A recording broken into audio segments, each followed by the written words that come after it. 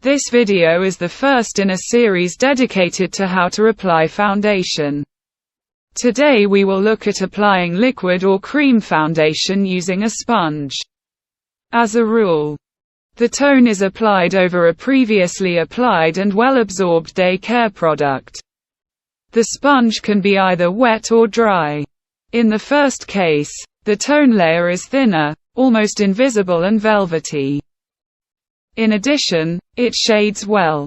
In the second case, the layer turns out to be denser and somewhat rough, but it better hides skin imperfections, such as age spots, for example.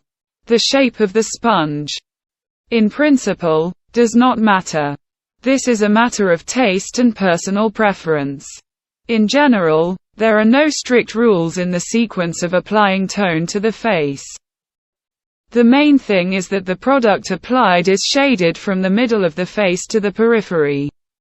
First, the foundation is distributed over the so-called T-zone, after which it is applied to the cheeks and, if necessary, to the eyelids.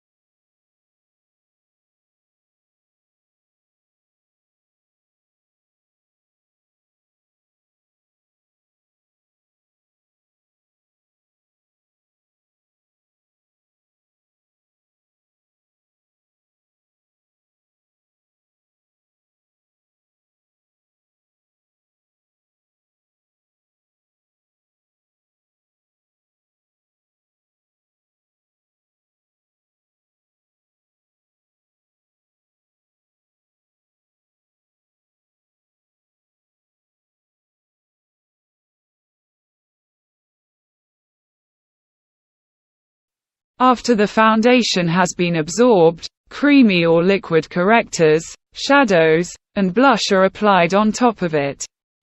If you, like us, use dry decorative cosmetics, then first the tone is primed with powder. And only then can you apply the rest of the products.